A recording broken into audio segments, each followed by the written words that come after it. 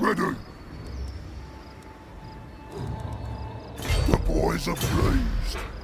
Hello, and welcome to episode 3 of Let's Play Total War Warhammer. We're still with the Greenskins, following Azhag the Slaughterer's journey as he slaughters. Right now I'm trading units between two different armies.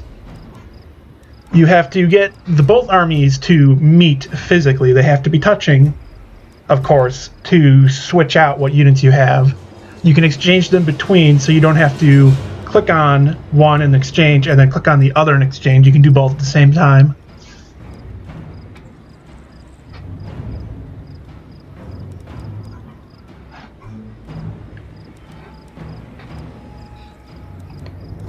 Here I was getting my big guns from my war boss over to Azhag because I wanted a stronger melee front, as well as getting fanatics.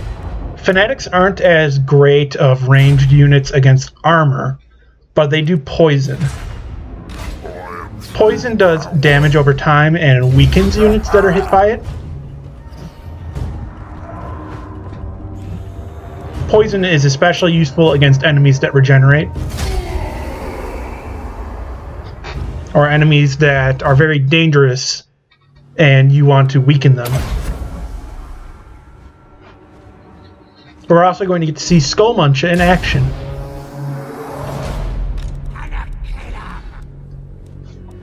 And now Azhag, having his crown, can cast spells.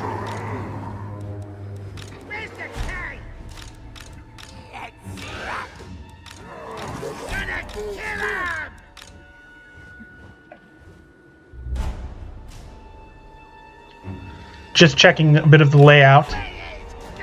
The terrain is very helpful for certain things and very hindering for other things.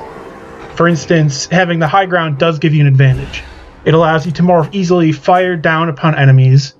If you're on the high ground and then have your melee front on the lower ground, you can more easily fire over the heads of your own units and hit the enemies without having as much friendly fire. Fire right units also get a little bit of a range increase the higher the ground they're on.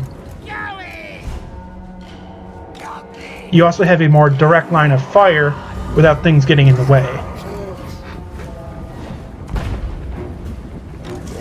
Melee units also have an advantage on the high ground. In melee combat, you do have a bit of an advantage the higher on the ground you are. You have the ability to exert more leverage and force down upon your enemies. And it's a bit easier to protect your legs when all they can reach are certain parts of your bodies without having to watch for as much. There are some disadvantages, like it's easier to get the legs swept out from under you, but for the most part you have more advantages on the high ground. That's just talking like more of historical combat than Warhammer, though, of Total War variety.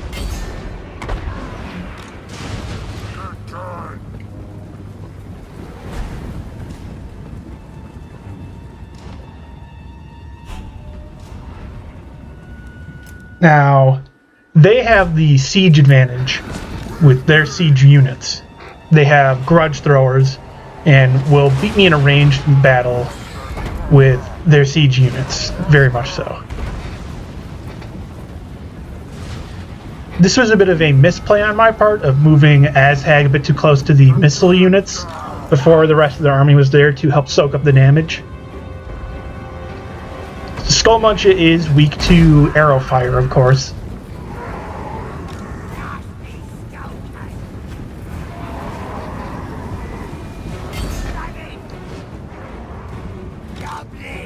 This battle goes pretty well. We're fighting the dwarves. We haven't been fighting them too much in actual open battles. We've been more so fighting other greenskins.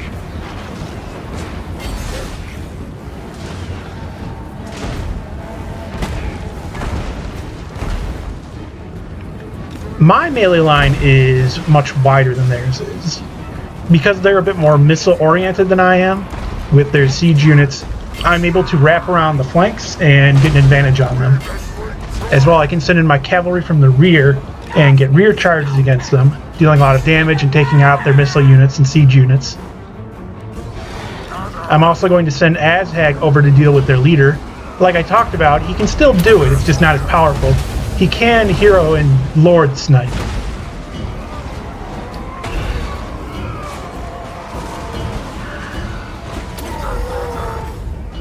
Also going to be buffing the units around the enemy Lord that are our own and going in for a charge. When you have a mount, you're able to charge down infantry more easily. With this, you can do what's called cycle charging, where you run in and charge, get a strong hit off, knock them down, and then get away before they can get back up. Showing an example of that right here, I'm able to really quickly damage the enemy Lord without taking too much damage myself. You can cycle charge with any sort of mounted unit, really, or with large monstrous units as well. A thing about Total War Warhammer is it has mass. Mass is very important for units, as well as unit density. The more dense a formation is, the more mass it has, and the more resistant it is to charges. So if you make very thin lines, enemies can more easily charge through it, but you can cover more ground. That's something you want to keep in mind when setting up your formations and how you want your army to be in regards to unit density and width.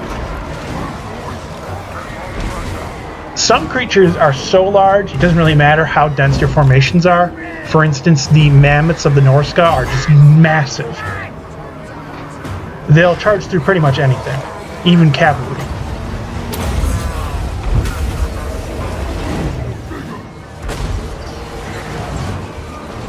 But there we go. That was a pretty simple battle, and it went very well for us, with the big guns holding the line very well.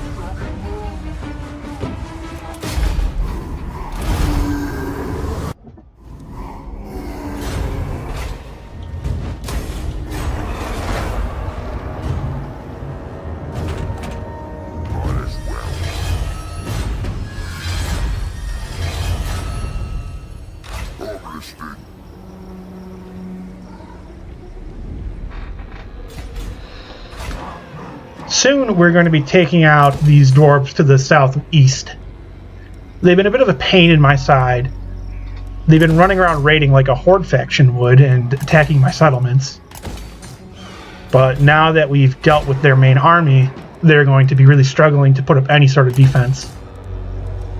With all of this badland territory and mountainous regions under my control, I can really focus more on my economy.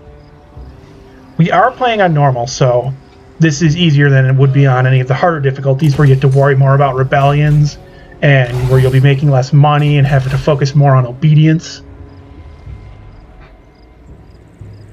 Let's get moving. I'm not too much a fan of playing on the harder difficulties. If you are, that's perfectly fine, and if you want to play in a more challenging way, that's perfectly fine and understandable. I'm just not a fan of where the difficulty is just stat increases or decreases. I don't really like that as much. I would like it more if it was like the AI getting smarter and reacting more quickly or having better tactics. That I would enjoy more.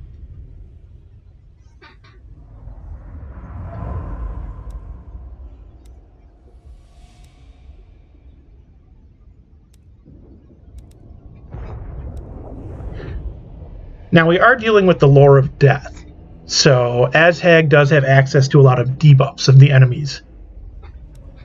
We can lower their leadership, reduce their armor. It really depends on who you're fighting. For instance, against the dwarves, lowering their leadership isn't as useful because their leadership is so high. It would be more useful against the Greenskins. Whereas reducing armor amount, way more useful against the dwarves because of their high armor. It may sound a little bit odd of one high is easier to deal with than the other high, but it really depends on who you're fighting.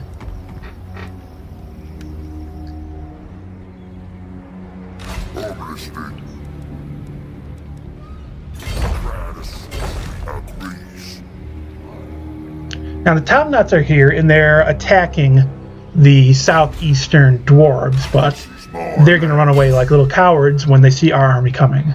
Similar to how Thorgrim Grudgebearer just ran away. He does not have an army capable of taking out that settlement at all. I don't even know why he's trying to attack it. We're building up more and more armies to send out into the Badlands of the West so that we can fully conquer it and take over all of the Orc territory. Then we'll be going up north and dealing with all of the dwarves. After that, then comes time for raiding the Empire and the vampire counts, dealing with the princes to the west, Antilia and Estalia. We'll probably be fighting off hordes of Chaos and Norska later on, as well as the Bray herds of the Beastmen. And possibly we'll be dealing with Bretonia, possibly, and the Wood Elves, but they're a bit out of the way.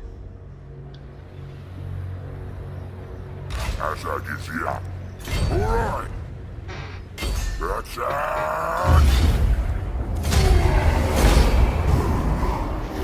And there we go, the southeastern dwarves are dealt with.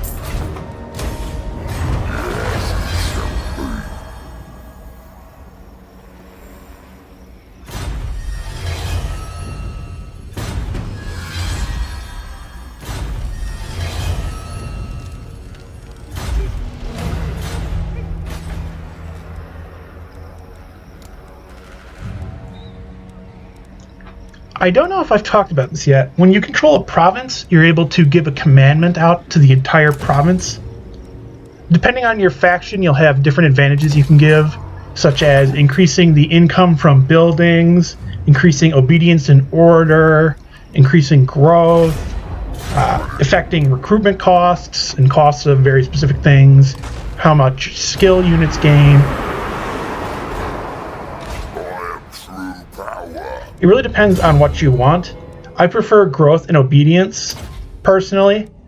I'm not finding that taxing is too much of a problem. On higher difficulties it is, and you need to manage your obedience much more. But I prefer to focus on growth and obedience, personally. Again, Thorgrim just keeps coming back and attacking, and then every single time I try to retaliate, he runs away.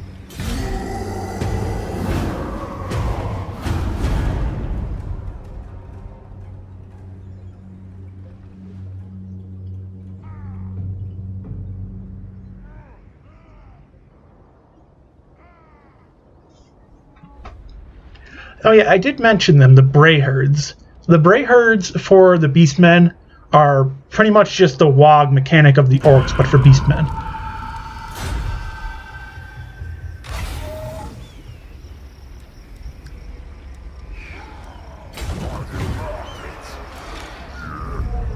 So now that we have the East, it's time to take out the West. The Top Knots are running away. The Top Knots are a Orc group that are all savage Orcs. So they're very low armor. Generally, armies of Orc boys and Orc Error boys will be enough to deal with them. Savage Orcs are more powerful, but they lack shields. Their ranged units are pretty much just better than normal Orc Error boys.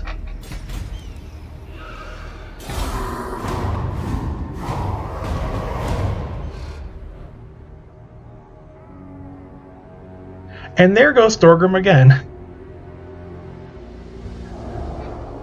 Also, as a reminder, try not to confuse all of the characters that have Grim in their names, such as Grimgor Ironhide, Thorgrim Grudgebearer, Ungrim, and then, what is his name? Volkmar the Grim. Warhammer is dark and grim, and there's a lot of dark and grim people with dark and grim in their name. Just looking over the territories and checking to see if the Bloody Hands are still around. The Bloody Hands are led by Wurzog, the Great Green Prophet. He is the prophet of Gork and Mork, maybe.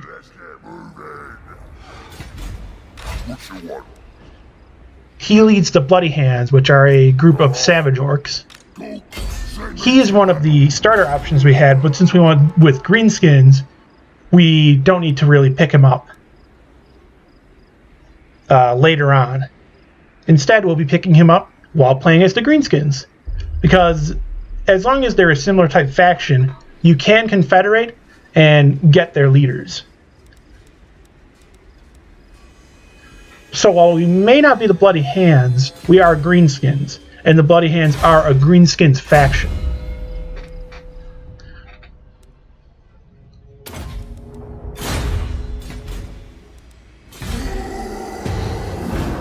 So you may notice with my Orc war bosses, I'm building them up to just be powerful melee fighters.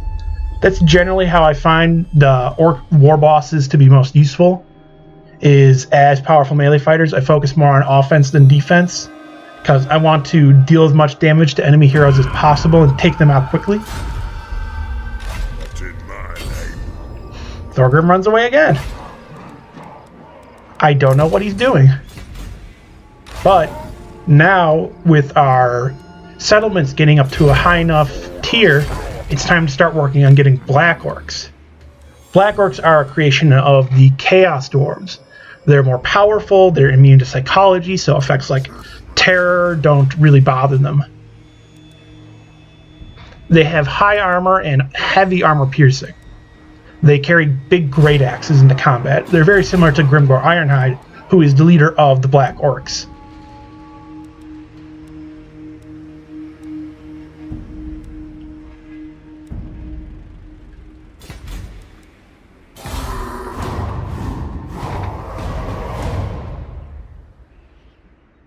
Thorgrim again.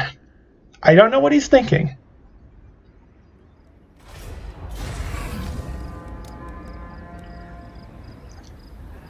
But now it's time to get rid of our Orc Biguns. They didn't really last as long as I had hoped.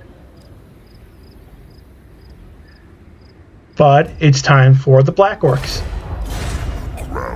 And because of the skills we have, the buildings we have, we can recruit a lot at once. Black Orcs do take a long time to recruit though. More powerful units typically take longer to recruit. Black Orcs in this instance taking 3 turns to recruit. So during that time we are a bit vulnerable. I probably should have not removed and disbanded as many as I did and only recruited half as many Black Orcs and left the rest as Biguns so that we weren't as vulnerable. Or left one of my armies up north to help guard that area. But it turns out just fine.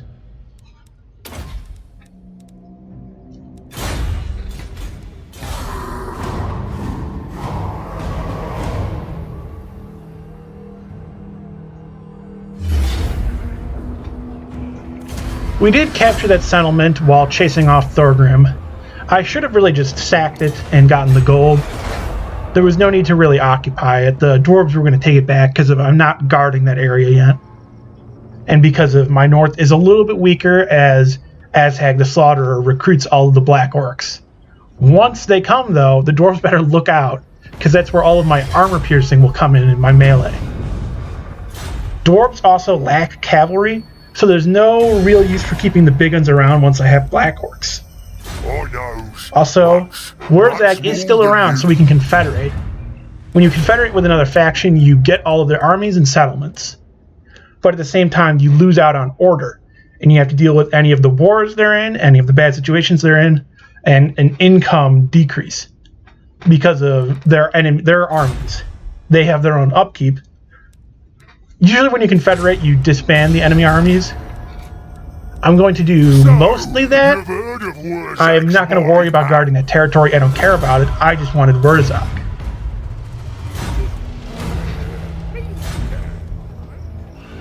Because, yeah, that settlement is pretty screwed. We can take it back later from the dwarves. So let's get Azhag. Wurzag. So many hags. So many zahags. But it's time to get Wurzag up and running. As the Great Green Prophet, Wurzag is a very powerful shaman. He also likes to dance.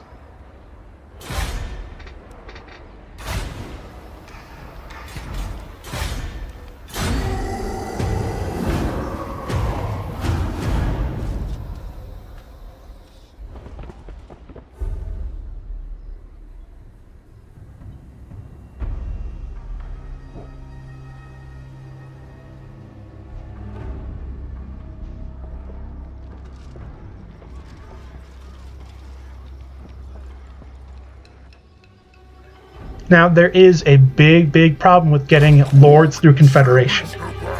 And that is, up until that point, the computer has been leveling them up. And the computer is terrible, just terrible at picking lord skills. Just awful. For instance, you can get an Azhag who has no magic capabilities if you confederate and get Azhag that way. Just no magic abilities and built straight as a melee fighter.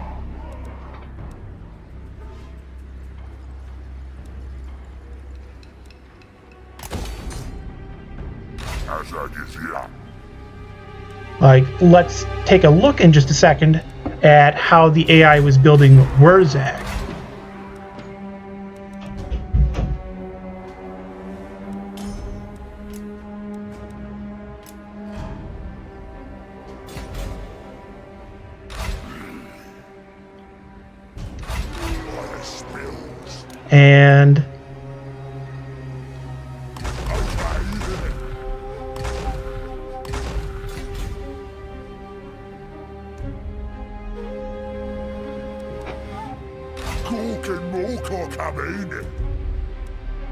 And they built Wurzag as a melee fighter. But that's enough for this episode.